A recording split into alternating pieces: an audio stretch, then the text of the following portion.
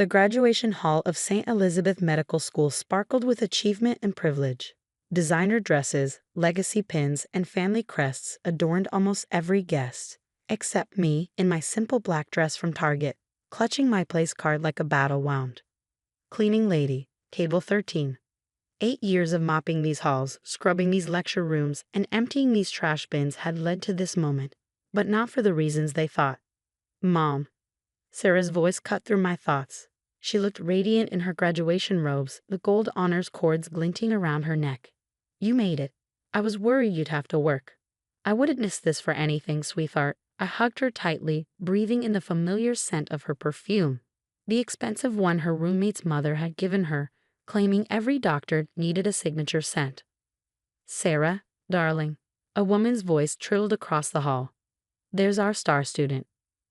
Regina Montgomery, wife of the hospital board chairman and self-appointed mentor to my daughter, swept toward us in a cloud of Chanel. Behind her trailed her husband, Charles, and their son Bradley, Sarah's boyfriend of 2 years. Mrs. Montgomery, Sarah beamed. Thank you so much for everything. The graduation party at your house tomorrow will be amazing.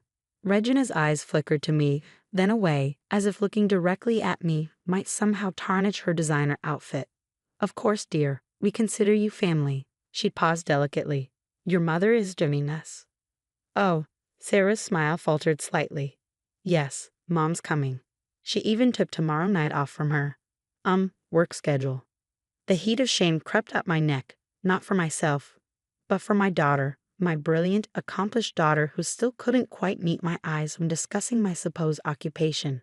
If only they knew that every night, while cleaning the research labs, I was actually reviewing their projects. That the mysterious corrections appearing in the margins of their studies, the ones that had revolutionized 3 different treatment protocols, hadn't come from some anonymous benefactor as they believed. How nice, Regina said, in a tone that suggested it was anything but. Charles, darling, didn't you need to speak with Dean Wilson about the new pediatric wing? Actually, Charles said, checking his phone, I need to discuss the Harrison Grant situation. The anonymous reviewer rejected another proposal. I bit back a smile. I'd rejected that proposal just last night after finding critical flaws in their methodology. The Harrison Grant was my personal fund, established under a pseudonym using the patents from my earlier research. Only the board's chief financial officer knew my true identity, and he was paid very well to keep that secret. Mom, Sarah whispered as the Montgomerys moved away, maybe you should sit with the other staff members. The seating is arranged by status. The words hit like slaps, each pause a fresh wound. Of course, honey, whatever makes you comfortable. She squeezed my hand, already turning away. Thanks for understanding. Bradley's family has some important guests coming and Sarah Montgomery. Bradley called out. The dean wants photos. I watched my daughter hurry away, answering to a name that wasn't hers, fitting into a world that had been built on carefully constructed lies. My lies. At table 13, tucked in the back corner, I found myself seated with Manuel from maintenance and Rosa from the cafeteria. They, at least, knew part of the truth. Doctora, Rosa whispered, using the title she'd never stopped calling me by since discovering my credentials 2 years ago. Why do you let them treat you this way? I watched Sarah pose with the Montgomerys, their golden family portrait now, including my daughter. Because sometimes, Rosa, protecting someone means letting them find their own way back to the truth. But she's ashamed of you, Manuel said. Of us. No, I took out my phone, checking the encrypted email that had arrived that morning. She's ashamed of herself. And after tonight, everything will change. The email was from my lawyers, confirming that all the paperwork was in place. The timing wasn't accidental. I'd planned this revelation for years, waiting for the perfect moment. Dean Wilson took the stage, his booming voice filling the hall. Welcome to St. Elizabeth's 125th graduation ceremony. Before we begin, I have an unprecedented announcement. My heart raced, right on schedule. The Harrison Foundation has decided to reveal its founder's identity tonight. As many of you know, this mysterious benefactor has funded much of our research for the past 8 years, while also serving as our anonymous peer reviewer. The hall buzzed with excitement. I saw Charles Montgomery lean forward, $ practically dancing in his eyes. Additionally, the dean continued, The foundation's founder has been working here, conducting their own research in secret. Their latest breakthrough in immunotherapy is being hailed as revolutionary. Sarah was barely paying attention, too busy whispering with Bradley. But Regina Montgomery was practically salivating, probably already planning how to court this wealthy mystery donor. The foundation's founder has chosen tonight to step forward because their child is among our graduates. Now Sarah looked up, confusion crossing her face as she scanned the audience. I could read her thoughts. Which of her classmates had a secret billionaire parent? Dr. Elena Martinez, would you please join me on stage? The hall went silent. At the Montgomery table, Regina's champagne glass slipped from her fingers, shattering on the floor. I stood up, removing the maintenance staff badge I'd worn for 8 years. Rosa and Manuel beamed, already aware of what was coming. Mom? Sarah's voice cracked across the silence. What's happening? As I walked toward the stage, I passed the Montgomery table. Regina's face had gone from tan to ash, probably remembering every condescending remark, every dismissive gesture. Elena Martinez isn't my real name, I said into the microphone, watching my daughter's face. Most of you knew me as Elena the cleaning lady, but before that, I was Dr. Catherine Chen, head of immunology research at Johns Hopkins. The gasps were audible. Sarah had risen from her seat, her hands gripping the table. 8 years ago, I discovered irregularities in several major research protocols. When I tried to report them, I was blacklisted by the same people who now sit on medical boards across the country. I looked directly at Charles Montgomery, whose face had turned an interesting shade of purple. So I disappeared, created a new identity, and started over, as a cleaning lady who could move invisibly through research labs, documenting everything. Mom? Sarah's voice trembled. Why didn't you tell me? Because you needed to find your own path without my name, good or bad, affecting your journey. I smiled at my daughter, seeing for the first time not confusion or shame in her eyes, but dawning understanding. And because tonight, when you graduate, you'll know you did it entirely on your own merit. The hall erupted in chaos. But all I could see was my daughter's face, and all I could think was, now the real story begins. The reception hall felt like a battlefield of whispers and stares. Every conversation stopped as I walked past, only to explode into furious murmurs in my wake. Sarah hadn't said a word since my revelation, but she hadn't left my side either. Dr. Chen, a young researcher, approached nervously. Your paper on autoimmune responses it changed everything. We all wondered why you disappeared. Before I could respond, Charles Montgomery materialized, his face a mask of professional concern. Catherine, my dear, if I had known about your situation. You mean if you'd known the cleaning lady you've been treating like dirt was actually the scientist whose work you plagiarized 8 years ago? I smiled pleasantly. The one whose research you claimed as your own after helping blacklist her. He paled. Those allegations were never proven. No. I pulled out my phone, showing him a familiar document. Is that why you've been trying to access my old files? The ones you thought were destroyed? Sarah's head snapped up. What is he talking about, Mom? Perhaps we should discuss this privately, Charles suggested, eyes darting around the crowded hall. Why? I asked loudly enough for nearby guests to hear, afraid someone might realize the Montgomery protocol for immunotherapy was actually the Chen protocol. The one you buried along with my career? Regina appeared, practically dragging Bradley with her. Charles, darling, the dean wants to speak with you. Sarah, Bradley has something to tell you. But Sarah was staring at her boyfriend, realization dawning. You knew, didn't you? About what your father did to my mother. Bradley shifted uncomfortably. Sarah, baby, it's complicated. Family loyalty. Family loyalty? Sarah's voice rose. Is that why you started dating me? To keep an eye on the cleaning lady's daughter. I told him to, Regina cut in. When we realized who you were, we had to protect our interests. The silence that followed was deafening. Sarah took a step back, then another, her face draining of color. 8 months ago, I said quietly, Bradley accessed my personnel files. He was looking for proof of my identity. I turned to my daughter. That's when I knew I had to wait until graduation to reveal the truth. I couldn't let them sabotage your education like they did my career. You knew? Sarah whispered. You knew they were using me and you still cleaned their floors. Served their coffee. Let them treat you like. like someone beneath them. I smiled. Sweetheart, being underestimated was the greatest advantage I could have asked for. Charles Montgomery's face had turned an alarming shade of red. Whatever evidence you think you have is already in the hands of the medical board, I finished, along with proof of 3 other studies you claimed credit for. Did you really think I spent 8 years just pushing a mop? Regina grabbed her husband's arm. Charles, we need to call the lawyers. Actually, said a new voice, you need to call your defense attorney. Dean Wilson approached, flanked by 2 men in suits. Dr. Chen has presented compelling evidence of research theft and academic fraud.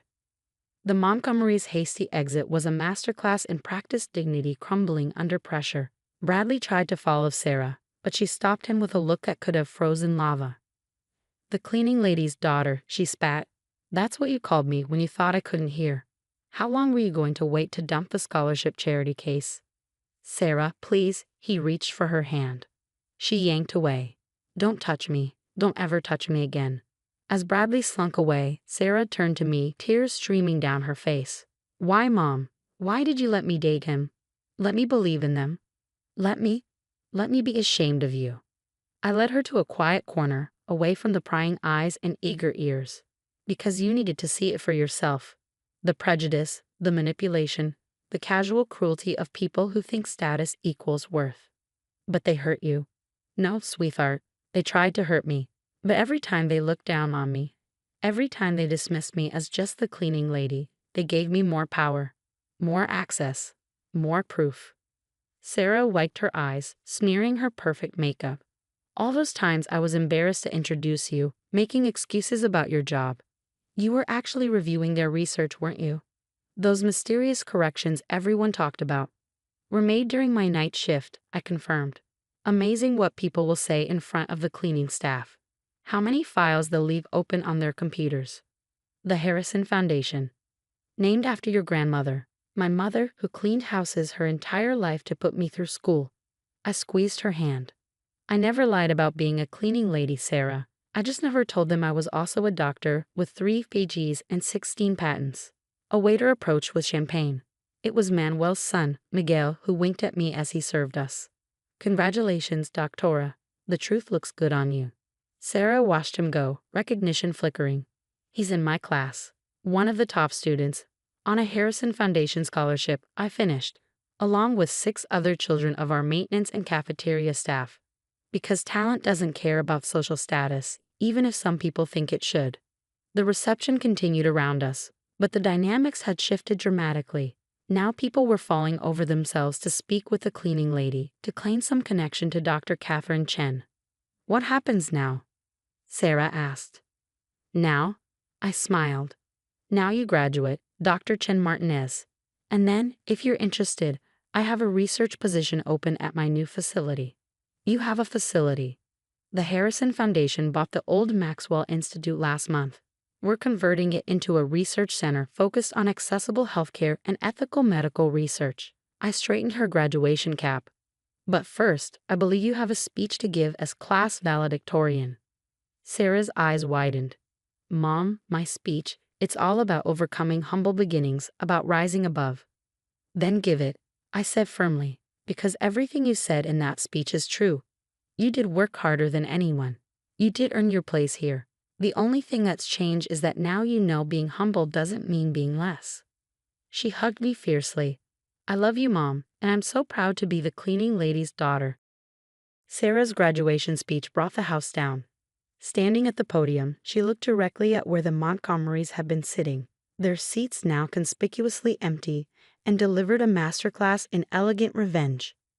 We talk about humble beginnings as something to overcome, she said, her voice strong and clear.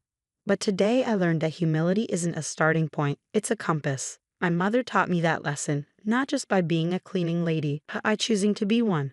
Because sometimes the most powerful thing you can do is let others underestimate you while you quietly change the world.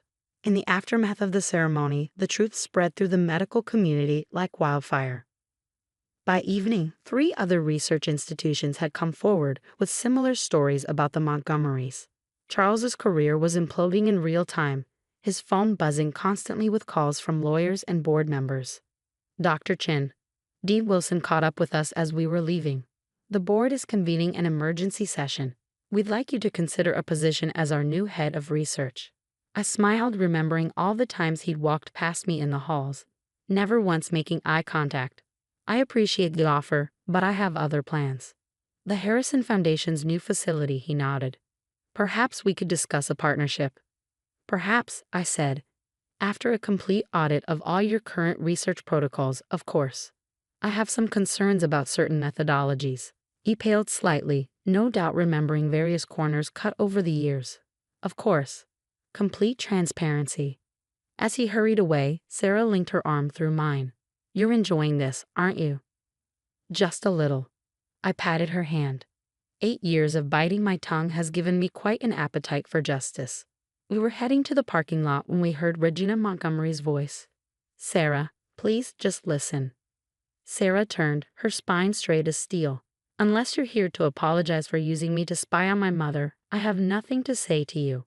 Regina's perfect makeup couldn't hide her desperation. You have to understand. We were protecting our reputation. Your mother's accusations could ruin us. No, I cut in. Your actions ruined you. I just kept the receipts. Bradley loves you. Regina tried one last time. Whatever happens with Charles's situation, Bradley isn't involved. Sarah laughed, a sharp, clear sound. Bradley loves what I represent, the perfect doctor's wife, the society connection. Tell him I'm not interested in being anyone's redemption story. As we walked away, Sarah whispered, I can't believe I almost became one of them. You were never one of them, I assured her. You just got a front row seat to how the other half lives. Consider it field research. At my car, the same reliable Honda I'd driven for 8 years. Sarah paused. All those nights you came home exhausted, I thought it was from cleaning. You were actually running secret research trials, weren't you? Multitasking. I winked. The labs really did need cleaning. I just happened to be checking experiment results between mop strokes. And now, I pulled out a key card, the one I've been carrying for months, waiting for this moment. Now we go see your new lab. The Harrison Foundation's first research project starts Monday. Sarah stared at the card. You're giving me my own lab. I'm giving you an opportunity. What you do with it is up to you. I started the car. Though I should warn you, the cleaning staff has full access to all research areas, and they're trained to spot ethical violations. She laughed, then grew serious. Mom, thank you. Not just for today, but for letting me learn the hard way, even when it hurt you. Sweetheart, watching you look down on cleaning ladies never hurt me, because I knew someday you'd understand that no honest work is beneath us, and no amount of privilege puts anyone above us. As we drove away from St. Elizabeth Medical School, I caught a glimpse of Manuel and Rosa in my rearview mirror. They were smiling and waving, their children, future doctors and researchers, beside them. You know what's funny? Sarah mused. All those years they thought being a cleaning lady was your cover story, but being Dr. Chen was the real disguise, wasn't it? I thought about my mother, about the dignity she taught me to find in any work, about the strength it takes to let others think they're better than you. No disguise, I said, just different parts of the same truth. Sometimes the best way to clean up a broken system is to start from the ground up. The service elevator smelled of bleach and leftover lunch service. Around me, actual catering staff bustled with trays and ice buckets, none of them realizing that the woman in the simple black channel dress was signing their paychecks. First time working the penthouse? A young server asked kindly, noting my hesitation. Something like that. I adjusted my understated pearl necklace, the same one I'd worn while signing the deal that acquired this hotel chain last year. The Ashworths are brutal, she whispered, especially the daughter. Already sent 3 servers crying to the kitchen. Ah yes, my future daughter-in-law, Victoria Ashworth, who, according to the society pages, was marrying self-made investment banker Michael Chen, while carefully omitting any mention of his self-made mother. The kitchen was chaos incarnate. In the center, Victoria stood in a designer dress that probably cost more than my first year's salary, back when I actually earned a salary. No. She was berating a trembling pastry chef. I specifically said the macarons must match the exact shade of rose gold in the centerpieces. Is there a problem? I asked mildly. Victoria spun around, her perfectly highlighted hair swishing. Who are you? Where's your uniform? Jessica Chen, Michael's mother. I watched recognition flash across her face, followed quickly by disdain. Oh yes, Michael mentioned you might come early to help. She looked me up and down. The staff entrance was supposed to direct you to the kitchen. They did an excellent job, I said, enjoying her confusion at my lack of embarrassment. Though I admit, I expected to be greeting guests with my son. Victoria's mother, Margaret Ashworth, chose that moment to sweep in. I recognized her from the society magazines she so frequently graced, usually while announcing another donation from her husband's family fortune. Vicky, darling, the guests are arriving, and oh, her smile could have frozen champagne. You must be Michael's mother. The pause was deliberate, designed to wound. 15 years ago, it might have. Now it just amused me. Mrs. Ashworth, I nodded. Lovely venue. The recent renovations really brought out the original architecture. Yes, well, she waved dismissively. The new owners spared no expense, though I preferred the previous management. They understood our standards. I bit back a smile, remembering the previous owner's desperate pitch to keep the property. They hadn't understood that Jessica Chen, the quiet Asian woman in their boardroom, wasn't just another investor. Mother, Victoria cut in. Shouldn't we discuss the seating? Given the situation. Of course, darling. Margaret's smile turned saccharine. Mrs. Chen, we've arranged a lovely spot for you in the private dining room. With the staff. So you'll be more comfortable. How thoughtful. I checked my watch, a subtle Patek Philippe that cost more than their entire event. Though I should mention. Mom. Michael's voice carried across the kitchen. My son, handsome in his tailored suit, looked like the investment banker he was, the one whose startup capital had mysteriously appeared in his account on his 21st birthday. Michael, darling, Victoria rushed to him. I was just helping your mother find her place. My son's face darkened. In the kitchen? Vic, we talked about this. It's fine, I said softly. I'm quite comfortable here. Margaret Ashworth sniffed. Yes, well, given your background, we thought you'd prefer something less formal. Michael stepped forward, but I caught his eye. The slight shake of my head was enough. He recognized my boardroom face, the one that had preceded the fall of dozens of presumptuous CEOs. Perhaps, I said, we should focus on the party. The guests must be arriving. Right on cue, the elevator dinged. The first wave of Manhattan's elite emerged, all air kisses and subtle power plays. I watched Victoria and Margaret work the room, their practiced charm never quite reaching their eyes. Mom, Michael murmured, you don't have to put up with this. One word from you and what? I straightened his tie. Let them know that the help they're so desperate to hide actually owns the building. Where's the fun in that? He tried not to smile. You're enjoying this. Immensely. I patted his cheek. Go, be the perfect future son-in-law. I'll be fine in my little kitchen corner. As the party swelled, I watched the dynamics unfold.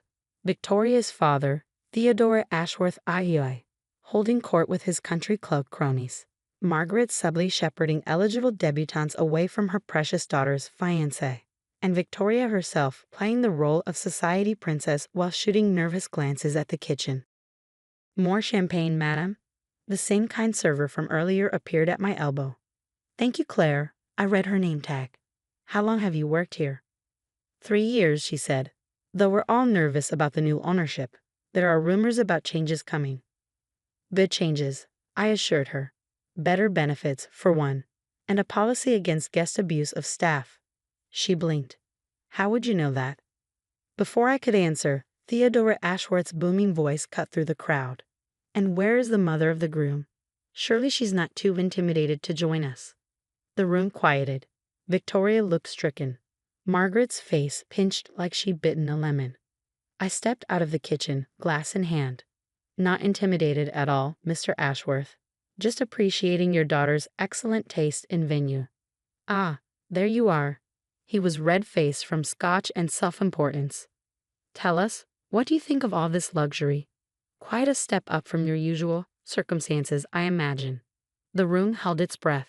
Even Michael stayed silent, recognizing my game face. Actually, I said, taking a deliberate sip of champagne, I find the penthouse quite comfortable. Though the East Wing renovation is running behind schedule. Something about permits, I believe. Theodore's smile faltered. How would you know about the renovations? The same way I know about the pending health code violations in the kitchen, the staff overtime disputes, and the fact that your standing reservation was nearly canceled last month due to a bounced check. The color drained from his face. Margaret stepped forward, alarmed. Who exactly are you? I smiled, channeling every Dragon Lady CEO stereotype they probably imagined. Just the help, Mrs. Ashworth. Though some people call me Ms. Chen, CEO of Global Hospitality Holdings. But you can call me your new landlord. The champagne glass Margaret was holding shattered on the marble floor. The silence that followed was worth every minute I'd spent in that kitchen. Victoria's perfect complexion had gone ghostly white, while Margaret Ashworth looked like she'd swallowed her own pearl necklace. That's impossible, Theodore sputtered. Global Hospitality is owned by JC Holdings. Everyone knows that. Indeed. I handed my empty champagne glass to a passing server. JC Holdings. Jessica Chen Holdings. I do enjoy a bit of anonymity. Keeps things interesting. Michael stepped forward, barely concealing his grin. Should I tell them about the other properties we own, Mom? The country club they're members of. The marina where they dock their summer yacht? Michael. Victoria's voice cracked. You knew? All this time? Of course he knew, I said mildly. Though I must say, watching you try to hide his embarrassing mother in the kitchen was quite enlightening. Especially given that your family's membership at the Windsor Club is up for renewal next month. Margaret grabbed her husband's arm. Theodore, do something. Yes, Theodore. I smiled. Do something. Perhaps start with explaining why your last 3 checks to the hotel have bounced. Or shall we discuss the creative accounting you've been using to maintain your lifestyle? The crowd of guests had formed a loose circle, smartphones discreetly recording every moment. Tomorrow's society pages would be interesting reading indeed. Now see here. Theodore drew himself up, defaulting to bluster. You can't just come in here and... Actually, I can. This is my hotel. I turned to Claire, the server who'd been so kind earlier. Claire, please inform the kitchen that all staff are receiving double pay for tonight's event, with a personal bonus for enduring any abuse from the hosts. Victoria stepped forward, tears threatening her perfect mascara. Michael, please. I didn't know. You have to believe me. Believe what? Michael's voice was cold. That you would have treated my mother differently if you'd known she was rich. That's actually worse, Vic. Perhaps, I suggested, we should take this discussion somewhere more private, unless you prefer to continue trending on social media. The Ashworths followed me to the private dining room, the same one they'd planned to hide me in. How deliciously ironic. What do you want? Theodore demanded once the doors closed. Money? Position on the board? I laughed. Mr. Ashworth, I own controlling interest in 3 hotel chains, 2 airlines, and yes, that country club you're so proud of belonging to. What could you possibly offer me? Then why? Margaret's voice shook. Why let us humiliate ourselves? Because you needed to learn a lesson about judgment, about treating people like they're beneath you. I met Victoria's eyes. About thinking wealth equals worth. I love Michael, Victoria whispered. This isn't about money. No, I raised an eyebrow. So you would have proudly introduced his immigrant mother to your friends. Seated the cleaning lady who raised him at the main table, posted photos with the woman who worked 3 jobs to put him through school. She looked away, answering my question without words. The irony, Michael said quietly, is that Mom hasn't cleaned houses in 20 years. But if she had, I'd still be proud to be her son. She taught me that real class has nothing to do with money and everything to do with how you treat people. Theodore collapsed into a chair, his face ashen. The membership renewals, the hotel accounts, will be reviewed, I finished, along with every interaction your family has had with my staff. I take employee welfare very seriously, Mr. Ashworth. We can explain, Margaret began.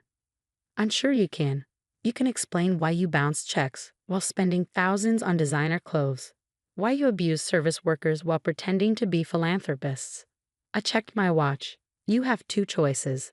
Either I announce the termination of your memberships and privileges at all my properties very publicly right now, or, Victoria whispered, or you spend the next year proving you can change.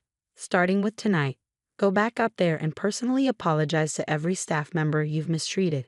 Set up a foundation, with your own money, not mine, to support service industry workers' education. Show me you learned something tonight besides the fact that you underestimated the wrong woman. Michael stepped forward. And my engagement. I watched Victoria's face crumple. For the first time, I saw something real crack through her perfect facade. That, I said softly, is between you and the woman who thought your mother wasn't good enough to sit with her guests. Victoria surprised me then. She straightened her spine, wiped her eyes, and turned to Michael. I don't deserve you. Either of you. But if you let me, I'd like to try to earn your respect. Starting with helping in that kitchen I was so ashamed of. Margaret gasped. Victoria? No, Mother. Victoria's voice strengthened. We've been wrong. So wrong. And I want to make it right. I studied her face, seeing perhaps the first genuine expression she'd worn all night. Well then, shall we return to the party? I believe you have some apologies to make. As the Ashworths filed out, thoroughly chastened, Michael caught my arm. You knew this would happen. You let them dig their own grave. Sometimes, I said, straightening his tie again, people need to see themselves clearly before they can change. Your Victoria might have potential after all. If she proves she can change, he said firmly. If she proves she can change, I agreed. Now shall we go watch the great Ashworth apology tour? The transformation of the Ashworths over the next hour was better than any corporate takeover I'd ever orchestrated. Victoria, her designer dress now protected by a kitchen apron, worked alongside the staff she terrorized earlier. Margaret Ashworth, looking slightly dazed, personally served hors d'oeuvres to shocked guests. And Theodore, his face still ashen, wrote personal checks to cover his bounced payments with substantial additional gratuities. Your mother, an elderly socialite, whispered to Michael, is absolutely brilliant. We've all wanted to teach the Ashworths a lesson for years. The society pages would have a field day. Hotel QEN, RUVELSID IDENTITY acts as someone's engagement party. Ashworth FAMALYQMBLED. But it was Claire, the kind server from earlier, who truly captured the moment's importance. Ms. Chen, she approached me nervously. The staff, we wanted you to know. We've worked dozens of these parties, served hundreds of wealthy people. You're the first one who ever saw us as human beings. I touched her arm gently. That's because I've been where you are. 25 years ago, I was cleaning hotel rooms while getting my business degree. Never let anyone make you feel small because of how you earn your living. Victoria appeared beside us, her perfect hair now slightly mussed. I've been horrible, haven't I? Self-awareness is a good first step, I replied. What matters is what you do next. She squared her shoulders. I'd like to start by funding scholarships for staff members who want to further their education. If you'll help me set it up properly. I saw Michael watching us, his expression thoughtful. Perhaps his instincts about her weren't entirely wrong. First, I said, you'll spend 1 month working in this hotel. Not playing at being staff for an hour, but really working. Early mornings, late nights, difficult guests. Then we'll talk about scholarships. To her credit, she didn't hesitate. When do I start? Tomorrow. 5 a.m. Wear comfortable shoes. As Victoria hurried off to tell her shell-shocked parents about her new job, Michael joined me. You're going to make her work as hotel staff. I'm going to give her the education she desperately needs. I watched Margaret Ashworth awkwardly refill water glasses. Sometimes the best way to learn empathy is to walk in someone else's shoes. And her parents? Will have their own lessons to learn. I smiled, starting with a complete audit of their financial dealings with my properties. Bounce checks are just the beginning, I suspect. The party wound down, the guests departing with juicy gossip to spread across Manhattan's elite circles. Victoria had traded her designer heels for sensible flats borrowed from the kitchen staff, her perfectly manicured hands now slightly disheveled from actual work. Ms. Chen, she approached us. I know I don't deserve another chance, but I promise you, I'm going to earn my place in your family. Not because of your money or position, but because your son deserves someone who understands what really matters. I studied her face, seeing genuine determination beneath the smeared makeup. You know, Victoria, 25 years ago, another society family looked down on me, said I wasn't good enough for their world. What happened to them? I bought their company, renamed it, and turned it into the foundation of my empire. I smiled. But more importantly, I never became them. Remember that during your month of training. As we left the hotel, Michael asked quietly, "Did you plan this all along?" Letting them think you were the help. Sometimes the best way to know someone's true character is to let them think they have the upper hand. I patted his cheek. Your Victoria might surprise us all. She's the first Ashworth to ever offer to actually work. And if she fails? Then she fails. But at least she'll fail trying to be better. I looked back at the hotel, remembering the young woman who'd once cleaned these rooms while dreaming of owning them. You know, son, sometimes the best revenge isn't showing people how powerful you are. It's teaching them why they were wrong to abuse that power in the first place. Michael hugged me tightly. You're amazing, Mom. Thank you for letting me learn this lesson along with them. That's what mothers do, I said simply. We clean up messes, teach hard lessons, and occasionally buy a hotel chain or two. Now, shall we get dinner? I know a lovely little place. I just bought it last week. The Rosebrook Country Club's grand ballroom sparkled with old money and new pretension. Crystal chandeliers caught the light of the setting sun, casting rainbow shadows across faces that had seen too many plastic surgeons and not enough humility. The help entrance is around back, the wedding coordinator said without looking up from her tablet. Service staff must use the service corridors. I glanced down at my understated channel dress. Classic black, elegant but not showy. The sort of dress that spoke volumes to those who knew fashion, but looked deceptively simple to those who only saw labels. Actually, I'm Mom. My daughter Lisa's voice caught slightly as she hurried over. You made it. The coordinator's head snapped up, finally really looking at me. Oh, Mrs. Chen, I'm so sorry, I didn't. It's fine, I said quietly, watching the Huntington family sweep into the room like they owned it. They didn't, of course. I did, along with most of the properties in this exclusive enclave. Lisa, darling. Margaret Huntington's voice could cut glass. Why aren't the servers circulating with champagne? This is supposed to be a rehearsal dinner, not a dry run for disappointment. My daughter's shoulders tensed. I'd seen that tension growing over the past year of her engagement to Bradley Huntington IV. Watched her slowly dim her light to fit their expectations. I'll check with the staff. Lisa began to turn, but Margaret's eyes had already locked onto me. Are you with the catering company? We need more champagne. The Cru Grande Cave, not that domestic swill they tried to serve earlier. I bit back a smile, thinking of the Chen family vineyards in France where that Cru was aged, another acquisition the Huntingtons didn't know about.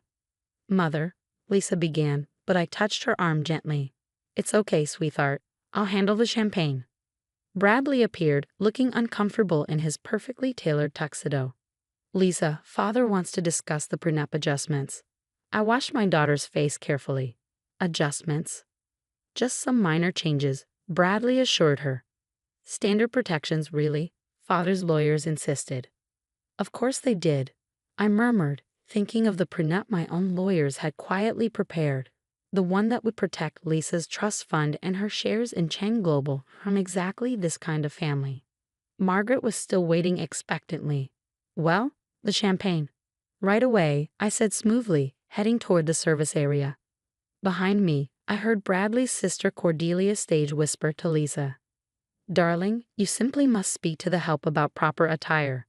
That woman's dress is clearly above her station. Probably a knockoff. In the kitchen, I found the actual catering staff efficiently preparing for dinner service. Their supervisor looked harried. Mrs. Chen, we didn't expect you to. The champagne service is all arranged. It's fine, Michael. I'm apparently on drink duty tonight. I selected a bottle of Krug, though perhaps not the one they're expecting. He caught my meaning and grinned. Second cellar, special reserve. The one we save for people who actually appreciate it. I arranged flutes on a silver tray. How are they treating you? Like we're invisible, he shrugged. Standard for this crowd. Not for long, I promised. Back in the ballroom, Bradley Huntington II, Brad's father, was holding court near the fireplace. Really, Lisa?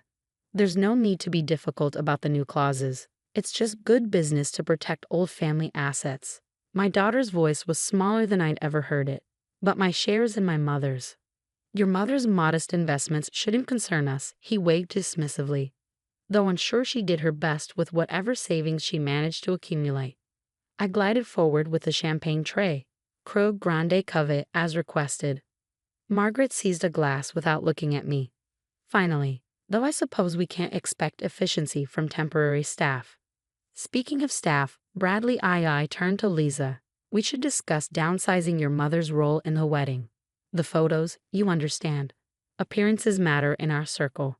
I watched my daughter's face crumple slightly, remembering the little girl who used to proudly tell everyone that her mommy built computers that went to space. The teenager who'd interned at my company every summer, learning the business from the ground up. The woman who'd insisted on earning her own MBA instead of riding my coattails. Mr. Huntington, I said quietly, your champagne. He took the glass without turning. Yes, yes. Now, Lisa, about the shares your mother gave you. They're really quite negligible compared to Bradley's trust fund. I think it's best if we fold them into the family portfolio. Those shares, Lisa's voice strengthened slightly, are my inheritance. From a small tech startup, Cordelia laughed. Harley Huntington Enterprises. I cleared my throat.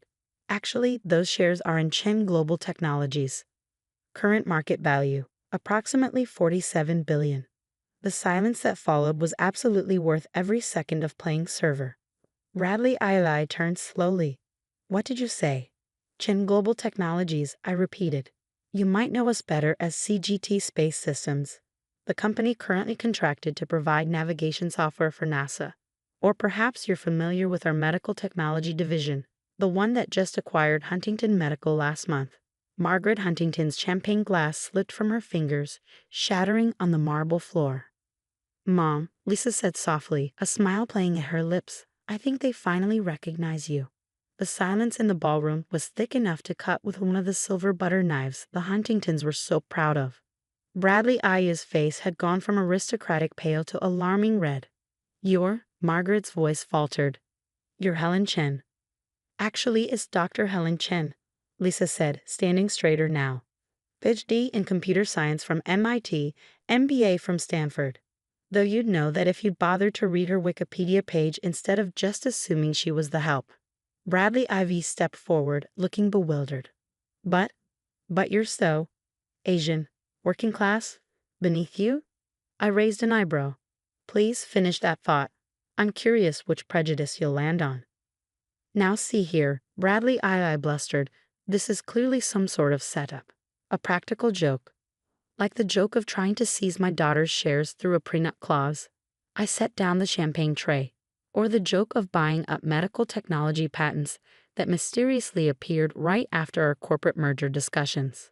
His face went from red to white. How did you know about those private meetings with your board? The ones where you plan to leverage my daughter's relationship with your son to gain access to Chen Global's proprietary technology. I smiled. I own the building where you held those meetings. The cleaning staff are very thorough in their reports. Cordelia let out a strangled laugh. This is absurd. Daddy, tell them this is absurd. Oh, it gets better, Lisa added, her voice gaining strength with each word. Mom, show them your phone. I pulled out my smartphone, a prototype not yet available to the public. With a few taps, I brought up security footage from those board meetings, complete with audio. Once the marriage is secured, Bradley IE's voice echoed clearly through the ballroom's speaker system. We'll have inside access to Chen Global. The old lady won't even see it coming. Margaret gripped her husband's arm. Turn it off. Why? I asked mildly. It's just getting to the good part, where you discuss how to properly manage your new Asian daughter-in-law once she's trapped in a Huntington marriage. Bradley IV turned to Lisa, his face ashen. Baby, I didn't know. I swear I didn't. Didn't know? Lisa's voice cracked. Or didn't want to know. All those times you pushed me to sign papers, to transfer shares, to prove my commitment to our future. I loved you, he whispered. No. Lisa straightened her spine. My daughter's spine, not the demure posture they tried to teach her. You love the idea of me, the proper society wife who'd sacrifice everything to fit into your world. The other guests have formed a loose circle around us, smartphones discreetly recording every moment. Tomorrow's society pages would be interesting reading indeed. This is outrageous. Bradley II found his voice again. We are the Huntingtons. We've been in the Forbes 500. We're in the Forbes 500, I corrected gently, until last quarter.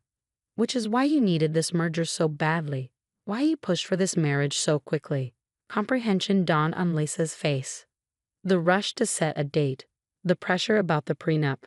Mom, did they know they were failing when Bradley proposed? They knew, I confirmed. Just like I knew Chen Global was considering acquiring your medical division. They just didn't know I was the CEO they were negotiating with. Margaret stepped forward, switching tactics. Helen, surely we can discuss this reasonably. Family to family. Family? Lisa's laugh was bitter. You mean like when you told the country club committee that my mother couldn't attend my engagement party because she wouldn't understand the dress code? Or perhaps, I added, like when you assigned me to serve drinks at my own daughter's rehearsal dinner. Bradley Ivy reached for Lisa's hand. Please, we can fix this. No, Lisa pulled away. We can't, because I finally see clearly now. You never loved me. You loved what I represented, access to the technology your family desperately needed. The merger, Bradley Ivy started, is proceeding as planned. I cut in. Chen Global will acquire Huntington Medical at the reduced price our analysts suggested, given your company's actual value. But the wedding, I smiled. That merger is being terminated immediately. Lisa slipped off her engagement ring, the massive diamond catching the light. I believe this belongs to your family, though you might want to have it appraised. I suspect it's not quite as valuable as you claimed. Just like everything else about them, I added softly. The aftermath was everything you'd expect when old money collides with new reality.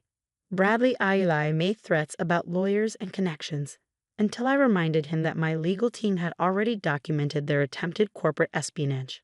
Besides, I said mildly, do you really want the press coverage? Failing dynasty attempts hostile takeover through arranged marriage isn't quite the headline the Huntington name needs right now.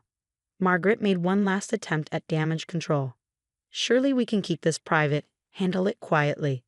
Like you handled my mother's presence at family events. Lisa's voice carried across the now silent ballroom, making her use service entrances, treating her like she was beneath you. We didn't know, Cordelia began. That's worse. Lisa cut in. You didn't know anything about her, but you decided she was inferior based on how she looked, who she seemed to be. I touched my daughter's arm gently. It's okay, sweetheart. Some people can only feel tall by standing on others. The actual catering staff had gathered at the kitchen doors, watching with barely concealed satisfaction. Michael, the supervisor, caught my eye and raised an imaginary glass. Mrs. Chen, he called out, loud enough for everyone to hear. Should we serve the special reserve champagne now? The one from your vineyard? Margaret Huntington choked on her drink. Your vineyard? Just a small investment, I smiled. Along with this country club, the building where your family offices are located, and about 60% of the properties in this zip code. Bradley Ivy stepped forward one last time. Lisa, please. We can start over. Do things right. No, Lisa said firmly. We can't. Because I deserve someone who loves me for who I am, not what my mother's company is worth. She turned to me. Though I have to admit, Mom, watching their faces when they realized who you are, almost worth these wasted months. Speaking of realizations, I added, Bradley Ivy, you might want to check your phone. Chen Global's acquisition of Huntington Medical was just announced to the press. Your board approved it. Oh, about 10 minutes ago. His phone was already buzzing frantically. The mighty Huntington Empire, built on 3 generations of carefully cultivated social connections, was crumbling in real time. You planned this, Margaret accused. All of it. No, I corrected her. You planned this. Every time you looked down on someone you thought was beneath you. Every time you confused net worth with human worth. I just let you show who you really are. Lisa linked her arm through mine. Ready to go, Mom? I think I've had enough of high society for one evening. Actually, I glanced at Michael and the catering staff. I thought we might stay. After all, I did bring the good champagne. I raised my voice slightly. Everyone who's ever been looked down on by the Huntingtons is welcome to join us. I believe we have some celebrating to do. The ballroom transformed. Servers grabbed glasses, kitchen staff pulled up chairs, and the carefully segregated social hierarchy of the Rosebrook Country Club dissolved into something real and joyful. The Huntingtons fled, their dignity in tatters, while the help they dismissed shared champagne worth more than their monthly salaries. You know what this means? Lisa grinned, looking more like herself than she had in months. I'm going to need a new job. That VP position at Huntington Medical isn't quite appropriate anymore. Funny you should mention that. I pulled out an envelope. Chin Global's new medical technology division needs a director, someone who understands both the business and ethical sides of healthcare. The interview's whenever you're ready. An interview? She raised an eyebrow. No nepotism fast track. Please, I scoffed. You're my daughter. You'll have to work twice as hard to prove yourself. I smiled. Just like I did. As the impromptu party continued around us, Lisa hugged me tightly. I'm sorry, Mom, for ever being embarrassed, for not standing up sooner. Mais amour, I whispered, you stood up exactly when you needed to. And now? I gestured to the mixed crowd of society folks and service staff, all laughing and celebrating together. Now you know exactly who you are. A Chen woman. A Chen woman, she agreed. Though maybe next time we buy out an elitist family's company, we could do it with slightly less drama. Where's the fun in that? I winked. Besides, someone needs to keep teaching these lessons about judgment and worth. Might as well be us. And with that, mother and daughter raised our glasses, fine crystal filled with champagne from our own vineyard, and toasted to the perfect blend of revenge and revelation, served chilled with just a hint of justice. The usher's smile faltered when he saw my invitation. Oh, you must be one of Ms. Reynolds' special guests. The beneficiary section is through those doors. I glanced down at my simple black dress, expertly tailored Armani, but you'd only know it if you knew what to look for. Actually, I'm Amanda Reynolds' mother. His discomfort grew visible. Yes, ma'am. As I said, the beneficiary section is where my place card is. I finished for him. Thank you. Walking through the Metropolitan Museum's Grand Hall, I caught snippets of conversation about the mysterious donor who'd pledged $50 million to the Reynolds Foundation for Economic Justice. If they only knew that donor was currently being directed to the welfare table. The beneficiary section was separated from the main dining area by an ornate partition, just hidden enough to make the wealthy donors comfortable, but visible enough to parade out their success stories when needed. My daughter had learned well from her father's family. Mrs. Martinez? A young woman in a foundation polo shirt approached. I'm Sarah, your handler for the evening. We'll need you to share your story during the presentation. How the Reynolds Foundation helped you get off welfare and find employment as a computer programmer, I supplied, watching her scribble notes. Though these days I mostly handle corporate acquisitions. She blinked. Oh, that's impressive. Usually our beneficiaries work in more traditional roles. Like cleaning houses, I smiled, remembering the years I'd done exactly that. Nothing wrong with honest work, Sarah, something my daughter used to understand. Before Sarah could respond, a commotion near the main entrance drew everyone's attention. Amanda had arrived, resplendent in designer fashion, surrounded by her father's family and their social circle. Largest anonymous donation in the foundation's history, I heard her telling reporters. Proof that our work transforming lives really resonates with the philanthropic community. My daughter, the crusading socialite, building her reputation on helping the less fortunate. The irony would be delicious if it weren't so painful. Mom? A shocked voice came from behind me. What are you doing here? I turned to face my other daughter, Rachel, who worked as the foundation's actual programs director. Unlike her sister, she'd chosen to stay connected to our roots. Hello, sweetheart. I hugged her, feeling her stiffen with worry. Surprise. Mom, please tell me you're not going to make a scene. I raised an eyebrow. Would I do that? Yes. She glanced nervously at Amanda, still holding court with the press. She doesn't mean any harm. She thinks she's helping. By seating her mother at the beneficiary table, by pretending I'm just another charity case she saved from poverty. Rachel winced. She's under a lot of pressure from Dad's family. You know how the Reynoldses are about image. Indeed I did. I remembered Gregory Reynolds' IU's face when his son brought home a pregnant Puerto Rican girl from the wrong side of town. Remembered his offer to handle the situation with a generous check. Remembered choosing my babies over their blood money. Ladies and gentlemen, Amanda's voice carried through the hall. If you'll all take your seats, we can begin our celebration of transformation and triumph over adversity. Rachel squeezed my hand. Please, Mom, let her have this night. Oh, I intend to. I straightened my simple pearl necklace, the first real piece of jewelry I'd bought myself after my company went public. She's going to learn exactly what transformation looks like. The beneficiary table was set with slightly less elaborate place settings than the donor tables. 7 other success stories sat with me, all genuinely proud of their journeys from poverty to stability. Their stories were real, their gratitude sincere. And you, Mrs. Martinez? A former factory worker turned small business owner asked. How did the foundation help you? Before I could answer, Amanda's voice rang out from the podium. Tonight, we celebrate not just an unprecedented donation, but the human spirit's ability to rise above circumstances. Let me introduce you to some of our success stories. One by one, my tablomates were called up to share their journeys. Amanda beamed benevolently as they thanked the foundation, her father's family nodding in self-satisfied approval. And finally, Amanda's smile turned extra synthetic. We have a very special guest. A woman who went from welfare mother to computer programmer, proving that with the right help, anyone can better themselves.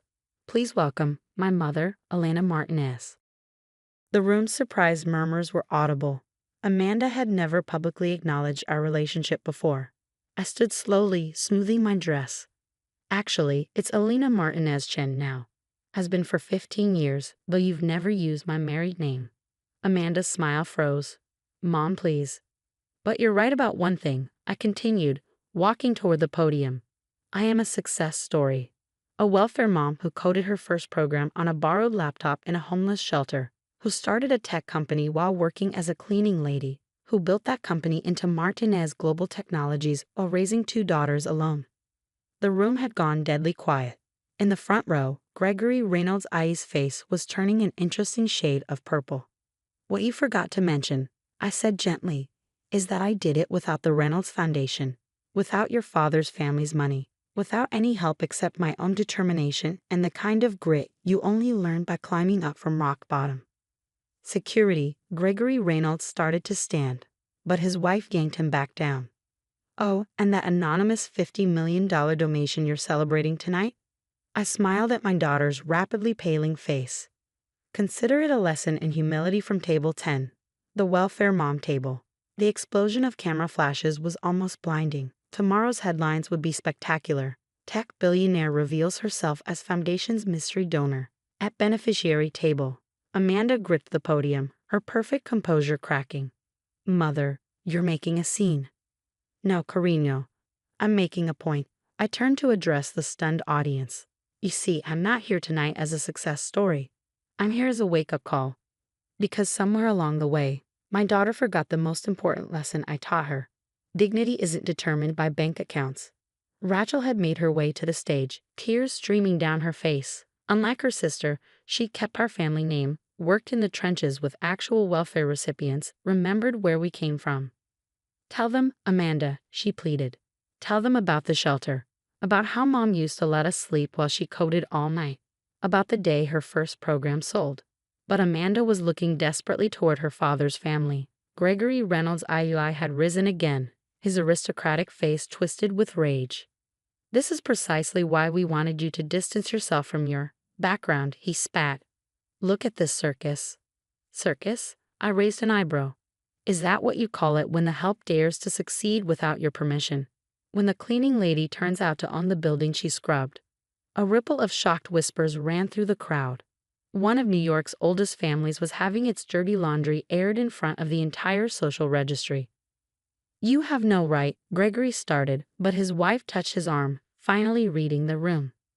Actually, I said calmly, I have every right, including the right to reveal that the Reynolds Foundation's flagship program, the one that supposedly helped me succeed, wasn't even founded when I started my company. Amanda's carefully constructed facade crumbled completely. Mom, please. Please what? Keep pretending I'm just another charity case you saved. Let you use my story while hiding the truth about how I really succeeded. I shook my head. No more, Mayhida. It's time for some honesty. I turned back to the audience, to the donors and socialites who'd been so carefully cultivated by the Reynolds family. 25 years ago, I was offered a check to disappear, to give up my babies because they weren't Reynolds material. I tore up that check and chose poverty over selling my dignity. I met Gregory's eyes. Best investment decision I ever made. Rachel stepped forward. The foundation does good work now. Real work. But we've been lying about our history, about Mom's story. Because the truth wasn't elegant enough. I finished. Because a welfare mom building a tech empire without the Reynolds name didn't fit the narrative. The beneficiary table, my tablemates for the evening, had risen to their feet. Their applause started slowly, then spread through the room like wildfire. I'm not here to shame anyone, I continued. I'm here because it's time for truth. Time to acknowledge that success stories don't always need saviors. Sometimes they just need opportunity. Amanda had sunk into a chair, her perfect makeup streaked with tears. Why now? Why like this? Because you're better than this, Maja. Better than hiding your mother away at the charity table. Better than pretending poverty is something shameful to overcome rather than something systemic to fight. Gregory Reynolds IUI stormed toward the stage. This is outrageous. You've manipulated this entire situation. No, Dad. Amanda's voice was quiet but clear. Mom's right. I'm the one who's been manipulating things. Hiding her away. Pretending. She stood slowly. Pretending I wasn't proud to be Elena Martinez's daughter. The silence that followed was deafening. Well, I said into that silence, now that we've cleared the air, shall we talk about how that $50 million will actually be used? Because I have some thoughts about coding programs in homeless shelters. Rachel laughed through her tears. Mom, you just blew up the biggest charity event of the season. No, I smiled. I just made it honest. And speaking of honest, I reached into my clutch and pulled out a folder. These are the real statistics about welfare recipients who become entrepreneurs, not the sanitized versions in your brochures. Perhaps we should share them. The room had transformed. The carefully orchestrated charity gala had become something raw and real. Donors were actually talking to the beneficiaries. Stories were being shared without the polite filter of foundation handlers.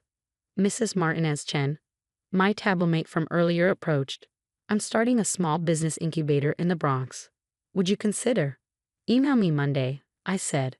My actual email, not the foundation's filtered version. Amanda had finally made her way to me, her designer dress slightly wrinkled, her perfect mask completely gone. I wanted to make you proud, she whispered. Mais amour, I was already proud. Every day you were born, every moment you existed, I was proud. I touched her cheek. I just wanted you to be proud of me too.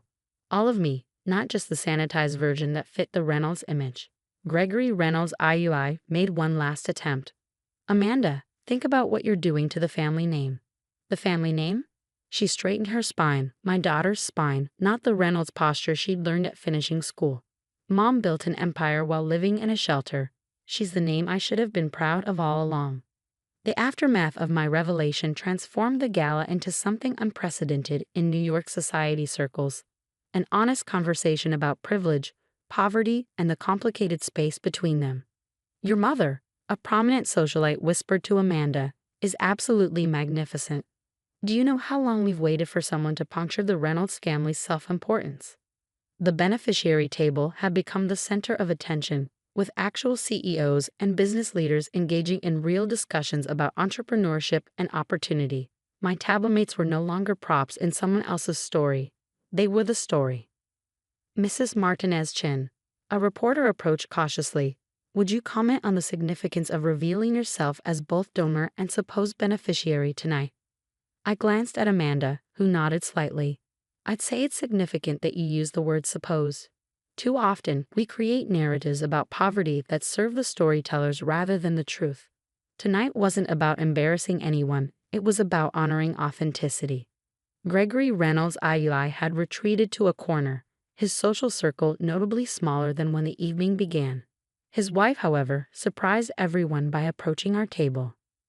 Elena, she said softly, I should have spoken up 25 years ago.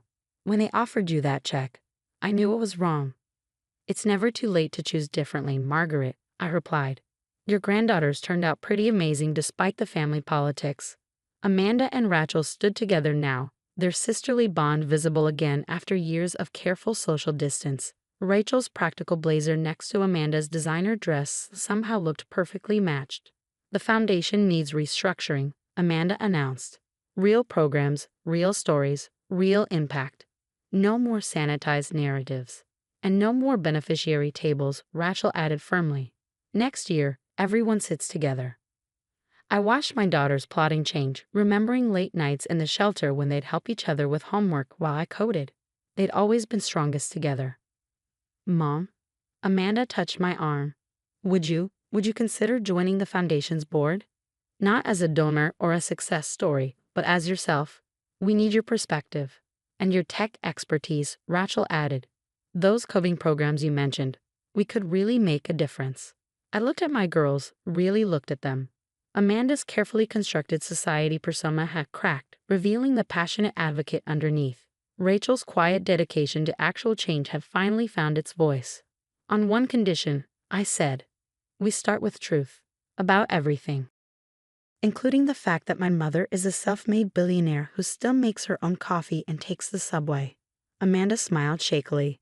And occasionally cleans her own office, I confirmed. Because no honest work is beneath us, and no wealth makes us above others.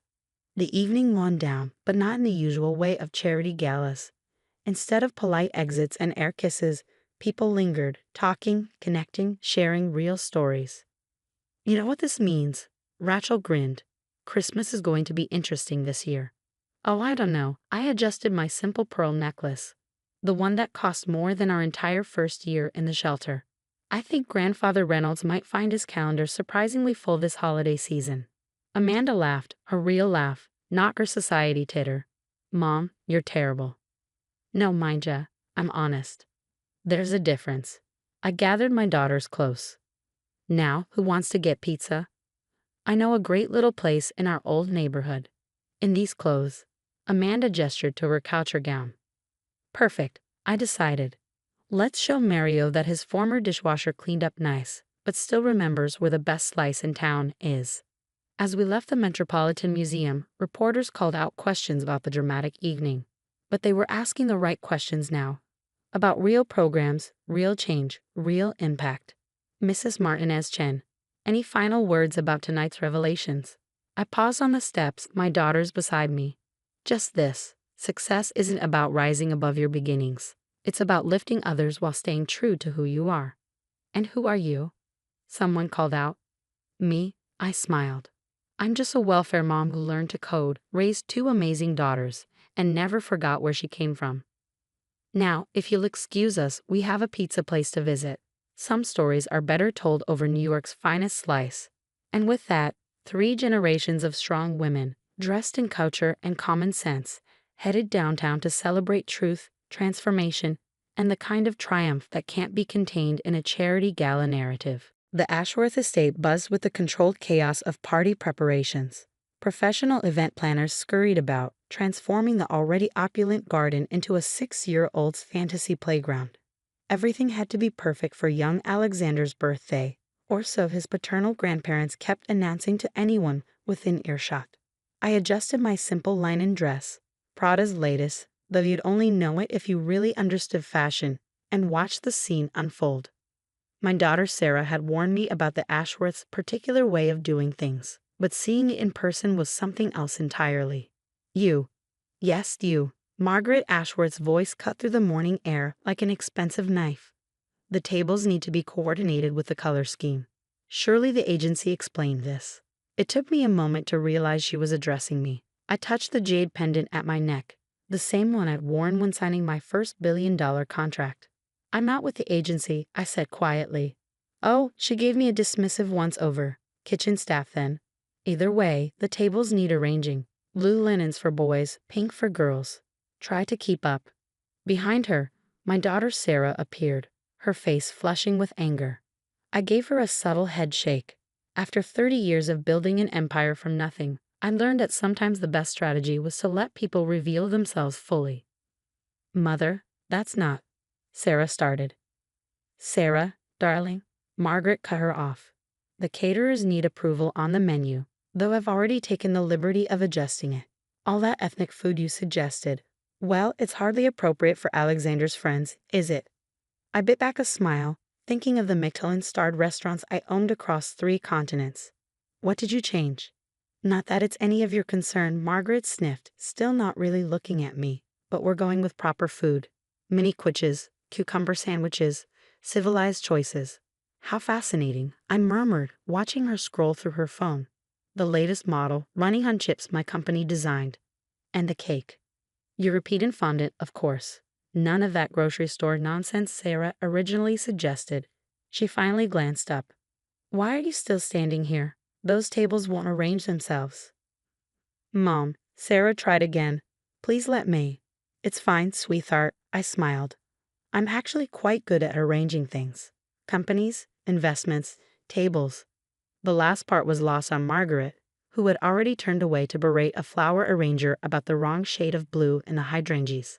Richard Ashworth, Margaret's husband and self-proclaimed captain of industry, though his company had been steadily losing market share for years, strode over. Sarah, we need to discuss Alexander's trust fund. Your mother-in-law and I feel the current management is too conservative. The fund my mother set up. Sarah's voice had an edge to it. Yes, well, he waved dismissively. While we appreciate the gesture, it's hardly substantial compared to what we can offer. Speaking of help, he turned to me. The guest list is on that clipboard. Start checking names as people arrive. I picked up the clipboard, scanning the names. CEOs, tech investors, venture capitalists, all carefully curated to impress. All, ironically, people I regularly met in boardrooms rather than birthday parties. Richard, Sarah's patience was clearly wearing thin. That's not. Sarah, darling. Her husband Michael hurried over, our grandson Alexander perched on his shoulders. Mom's looking for you. Something about the party favors? Actually, Sarah squared her shoulders. I need to tell them about Grammy Way. Alexander squealed, squirming to get down. He launched himself at me, nearly knocking the clipboard from my hands. You came early. Margaret and Richard froze. Michael looked like he wanted to sink into the perfectly manicured lawn. Of course I did. Little dragon, I scooped him up. I wouldn't miss helping with your special day. Did you bring it? He whispered loudly. The special present. Alexander. Margaret cut in sharply. This is hardly appropriate. The staff shouldn't. She stopped abruptly, realization dawning. Staff shouldn't, you called her. Grammy Way. Alexander nodded seriously. She makes the best phones. My friends all have them. And she lets me play in her big building with all the robots. Richard's face had gone an interesting shade of purple. Your Grammy Way. Why, Chin? I finally introduced myself properly, shifting Alexander to my hip. Though you might know me better as the CEO of Chen Technologies, or perhaps as the person who just acquired controlling interest in your company's main competitor. The clipboard slipped from Margaret's manicured fingers. That's right, Sarah said quietly, my mother. The help you've been ordering around all morning? She's the one who set up Alexander's $100 million trust fund. The one you called hardly substantial. The silence that followed was broken only by Alexander's happy chatter about the robots in my R&D lab. Margaret Ashworth's perfect Botox couldn't quite hide her horror, while Richard seemed to be having trouble breathing. But Margaret gestured helplessly at my simple dress. Asian, female, not dripping in obvious wealth. I adjusted Alexander on my hip. Tell me, which of those things made you assume I was the help? Mom, Michael stepped forward, looking mortified. I am so sorry. I should have said something when they started. It's fine, I assured him. Though perhaps now would be a good time to tell them about the other surprise. Sarah's smile was razor sharp. Oh yes. Mom, would you like to do the honors? Grammy's house is so big, Alexander announced before I could speak. We can all live there together. Richard found his voice. What is he talking about? Well, I said mildly, when Oakwood Estates came up for sale last month, it seemed like the perfect opportunity. The mansion has enough room for Sarah and Michael's family, plus a separate wing for me when I'm not traveling. Oakwood Estates. Margaret's voice rose an octave. But that's next door to us. Actually, Sarah added, it's the entire gated community, isn't it, Mom? Not just the mansion. I nodded. The investment opportunity was too good to pass up. Though I might need to make some changes to the Homeowners Association leadership. I hear they've been rather discriminatory in their membership policies. Richard swayed slightly. He was on that leadership board, and we both knew about the unofficial policies that had kept out certain types of residents. But we've lived here for generations, Margaret protested. The Ashworths were founding members. And now the Chin family will be too, I said simply. Unless, of course, you have objections to having neighbors who look like me. Michael cleared his throat. We're moving in next week. Sarah and I thought it would be good for Alexander to be closer to both his grandmothers. Both? Margaret's voice was faint. But the social committees, the country club. Oh, that reminds me, I shifted Alexander to my other hip. I should mention that Chen Technologies pension fund just acquired a controlling interest in the country club. We'll be making some changes there too, more inclusive membership policies, to start. Richard's face had gone from purple to gray. The club has certain standards. Yes, I agreed.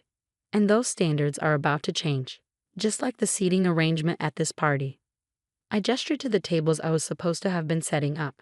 Alexander, sweetheart, how would you like to help Grammy rearrange things?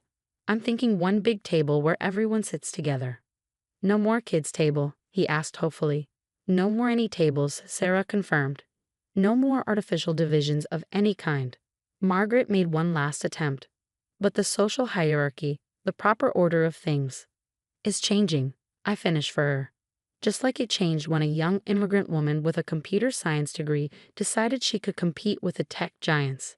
Just like it changed when that woman's daughter married your son, despite your initial reservations. We didn't know, Richard said weakly. That's the problem. Sarah's voice was firm. You didn't bother to know. You just assumed. About Mom, about our cultural heritage, about everything that didn't fit your narrow view of proper. But now you do know. I set Alexander down gently. So we have two choices. You can continue clinging to your outdated prejudices, in which case you'll find your social and business circles becoming increasingly limited. Or, Margaret whispered. Or you can join us at one big table, I smiled, where your grandson can grow up proud of all his heritage, not just the parts you deem acceptable. Alexander tugged at Margaret's designer skirt. Grandma Ashworth, want to see the robots in Grammy Y's lab? They're so cool. And she lets me help program them. Something shifted in Margaret's face as she looked down at her grandson. Perhaps it was the genuine excitement in his voice or the way he moved easily between his two worlds. He's learning programming, she asked softly. Among other things, I nodded. He's quite talented. Like his father, he has a gift for bridging different worlds. Michael put his arm around Sarah. That's what we're hoping for with the move. A chance for Alexander to have the best of both his heritages, both his families. Richard looked at the clipboard he tried to hand me earlier, then at his grandson. Perhaps we could start by rearranging these tables. The transformation of Alexander's birthday party became a metaphor for something larger. As we rearranged tables, Margaret Ashworth reluctantly helping under Alexander's enthusiastic direction, the carefully constructed barriers of their social world began to crumble. Grammy Way, Alexander called out, can we use the hologram thing? Like in your office? I pulled out my phone, a prototype not yet on the market, and projected a 3D layout of the garden. The other party planners stopped to stare as virtual tables and decorations floated in the air. That's remarkable, Richard said, his business instincts finally overriding his prejudices. Your company developed this. Last year, I nodded. Though the real breakthrough was Alexander's suggestion about the color interface.